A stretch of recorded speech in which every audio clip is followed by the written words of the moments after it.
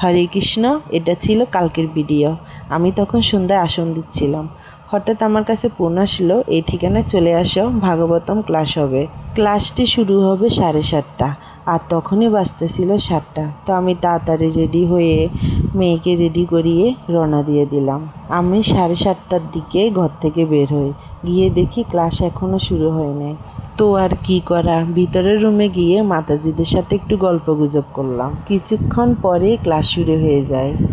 আজকের ক্লাসের টপিক ছিল চলমান শারদীয় গ্রন্থমেলা নিয়ে মুক্ত আলোচনা। আজ ছিল শ্রীমদ্ ভাগবত প্রবচন। ক্লাস প্রদান করেছেন শ্রী মধুমঙ্গল কানাই দাস, যার ক্লাস আসলেই মধুর। বিভিন্ন গল্পের মাধ্যমে প্রতিটা বিষয় অনেক সুন্দর করে বোঝানো হয়, যার ক্লাস শুধু আমি না, আমার মেয়েও অনেক পছন্দ করে। টানা 2-2.5 ঘন্টা লক্ষ্মী মেয়ের মতো আমার পাশে বসে ক্লাসে অংশগ্রহণ করেছে। প্রভুর সহধর্মণী হলেন উত্তমাঙ্গী মাতাজি, আর এই প্রভু আর মাতাজিকে অদ্রিকা অনেক পছন্দ করেন। ক্লাসের শেষে সবাই সবার নিজের মতো বক্তব্য রেখেছেন। গত বছরের গ্রন্থ বিতরণে দারুণ অভিজ্ঞতা সবার সাথে শেয়ার করলো।